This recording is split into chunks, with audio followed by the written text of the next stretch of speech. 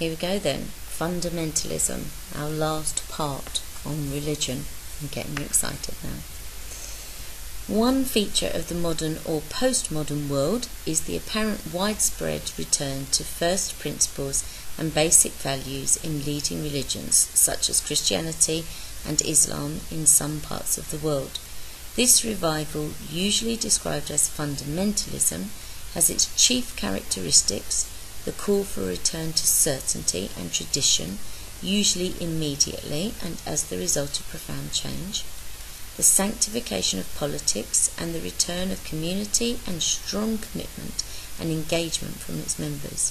It also locates the cause of many contemporary social problems in the turn away from the observance of religion and its values. Now, if you remember last time, we were talking about the fact that actually a lot of people have become, not that they're rejecting religion, but that they are now indifferent towards it. Okay, and actually what they're indifferent towards is the interpretation that has been put on religion by religious authorities. Okay, now fundamentalism is the opposite of that. Fundamentalism is saying, right, let's stop with all this interpretation and let's go back to the original teachings and practices of religion. So let's strip away all this, New Age idea, and let's get back to the fundamentals of what is going on, hence the name. Okay, two theorists of postmodernism, functionalism is an unsurprising reaction to a postmodern world.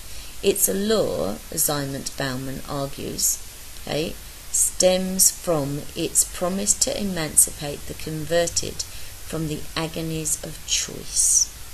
Similarly, its certainties help us know where to look when life decisions are to be made in matters big and small, and one knows that looking there one does the right thing and is spared the agonies of risk-taking. Fundamentalist religions in a postmodern world address the need to overcome increasing uncertainty and fear and the loss of identity. Okay, so people are feeling confused because there are so many alternative choices for them to make, and there are so many different ways to live their life. Therefore, they want certainty.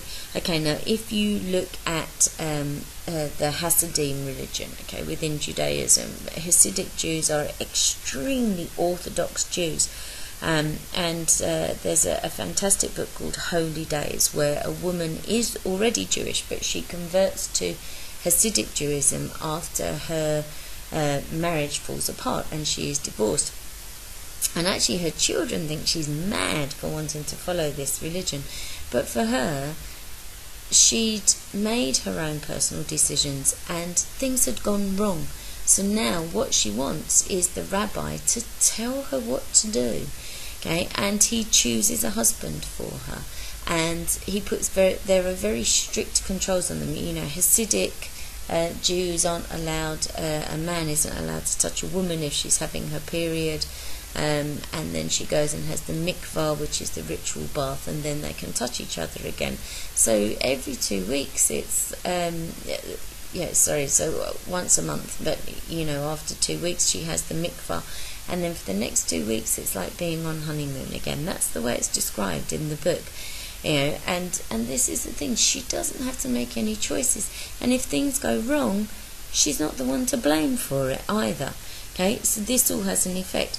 Some people would say that women wearing vows is this same idea, that women are now taking away all those other choices that are offered to them, and they're saying, okay, I'm happy with this because I can be my own person underneath here, and I'm not putting any false ideas into anybody else's minds, or tempting men with my womanly wiles, or whatever it might happen to be. Okay, so you have this idea, and now it's interesting that we're going this full circle. At the end of this paragraph we talk about that people are starting to have this loss of identity, so we're going back to Durkheim and the sense of enemy that people have within society because they don't belong to a group. And the way that you can overcome that is to join a religious group where you're all singing from the same hymn sheet, you're all doing the same things, and therefore you feel a part. This view is echoed by Davy, who highlights the existence of essential truths and their application to 20th century realities. Both elements need to be present, for the word fundamentalism should not normally be used to describe the traditional elements of religion that have been left undisturbed by the modern world, nor does it mean the creation of new ideas. It evokes in contrast the reaffirmation of essential truths within a situation that has been profoundly disturbed by the pressure of an expanding global economy and the effects that has had on social, political or ideological life. Okay, yes, so what it's saying is that actually this is a rejection of all the choices that people have and the move around the world that people can have. And in fact what it is doing is it's saying, no, we need to go back to the basics. We need to go back to understanding the things that it was easy enough for us to understand, and then we'll feel more of a part of society again. In recent decades, particularly since the Iranian Revolution in 1979, which saw the eventual replacement of Shah Pahlavi with the Shiite Ayatollah Khomeini, the term fundamentalism has usually been linked to Islam.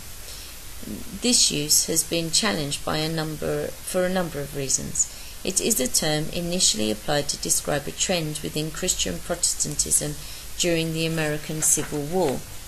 It reached international notoriety with the Scopes trial in Dayton, Tennessee in 1925, which resulted in the prohibition of teaching the Darwinian theory of evolution in state schools.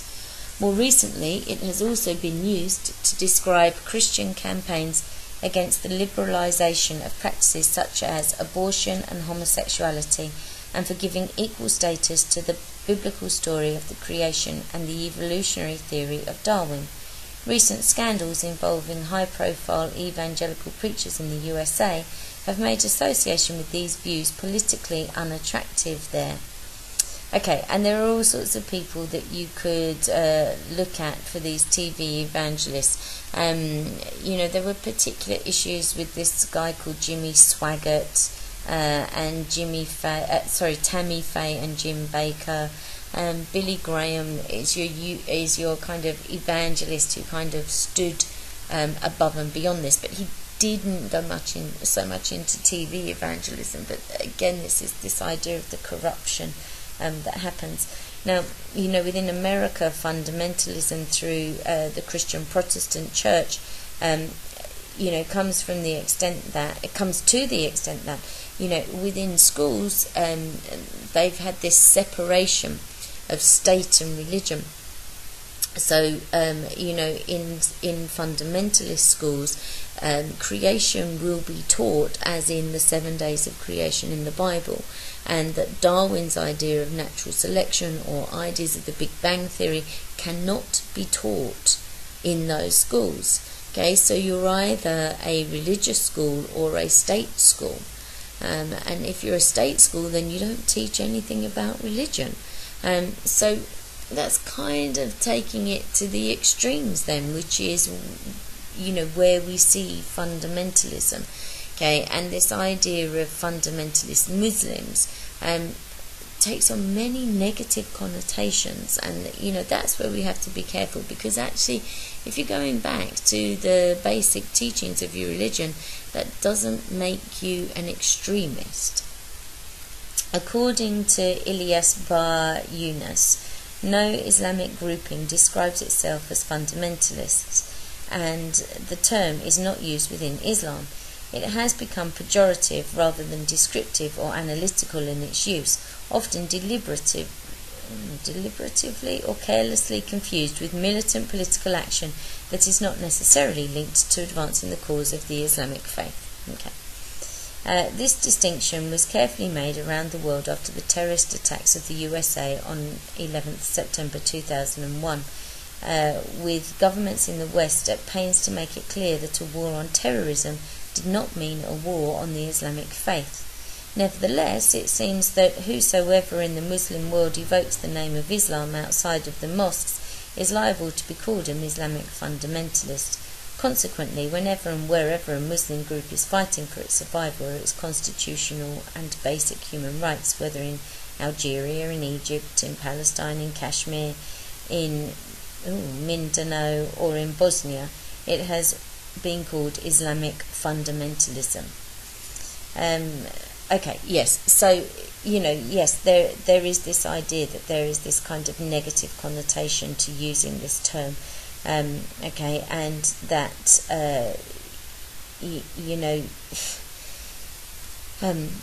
I've talked before about when 9/11 happened, that some other RE teachers in the area where I was teaching received letters from parents saying they didn't want their children learning about Islam, that it was dangerous.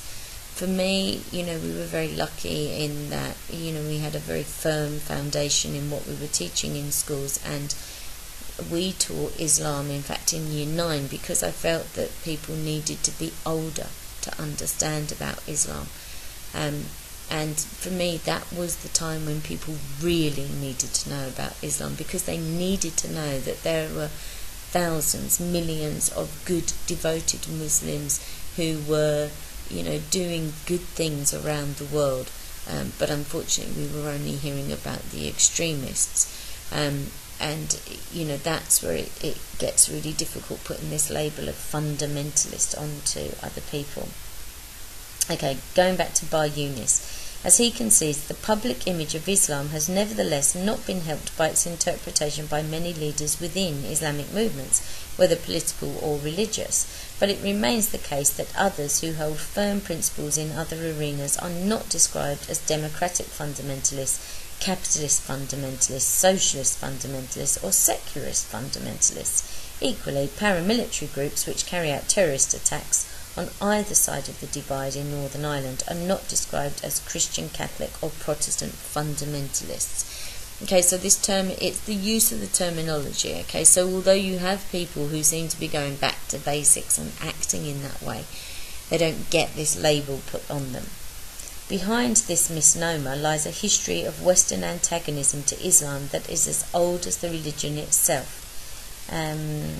As Shlomo Avineri writes, yes, there is, the underlying assumption has always been that Islam, as a culture, and not only a religious creed, was primitive, underdeveloped, retrograde, at best stuck in the memory hole of a medieval splendour out of which it could not disengage itself without a radical transformation, and this could only be based on Western, rational, progressive values. This antagonism has been exacerbated in recent decades, not only by the revival of Islam in a number of countries, including the USA, but also because of the collapse of the Soviet Union and the end of the Cold War, which left the Western military machine looking for a new target. Okay, this is quite a biased view, so we have to think about this. That what it's saying is that unless something is Western, then it's not progressive. Okay, and that maybe this is where the not resentment so much. Yes, in a sense resentment, but this idea of kind of standing back a little bit from something and being slightly suspect of what it's asking, because it's not necessarily from a Western perspective. Okay, but then to start saying, well, there's nothing else for Western military machines to be picking on, so it needs something else to fight against, is maybe taking things a little bit too far. Some writers view the emergence of Islam in states such as Shiite Iran or Sunni Sudan as a temporary phenomenon. For Bruce, clear signs exist in Iran, for example, that the need to establish a social order alongside the religious culture will lead to greater demands for personal freedom and more liberal approaches to issues such as gender, in the same way that the Soviet Union was unable to sustain an equally authoritarian state. Okay, and all we have to do is look at the Arab Spring to see that this has happened. The concept of fundamentalism is therefore unhelpful in understanding the debate between modernists and postmodernists. As Grace Davey writes, it is equally possible to argue that the re-emphasis of this kind of religious life, both within and without the mainstream churches, is an ongoing part of modernity, rather than a post or anti-modern reaction to this. The religious dimensions must therefore be considered an essential part of modernity, though its shape and forms may be widely diverse. Okay, now this is a really interesting quote to finish our whole chapter on. Again, remember me saying that even when we get to the end, you will see that the definition of religion is still really vague. Okay, here we can't decide whether we are modern or postmodern. And then we are saying that, the shapes and forms of religion may be widely diverse. Oh, wow, well, that's fantastic. That's helped us to define it, hasn't it? Okay, so there is still this confusion, but the important thing, and I keep saying this, is that people keep questioning. As long as people are questioning, then everything is going to move forward. If somebody comes to the conclusion that they want to be more fundamental, they want to go back to the basics of a religion, that's not necessarily a bad thing. Maybe they just want to strip away what's been added in personal interpretation by other people. Maybe they want to go along to New Age, new religious movements.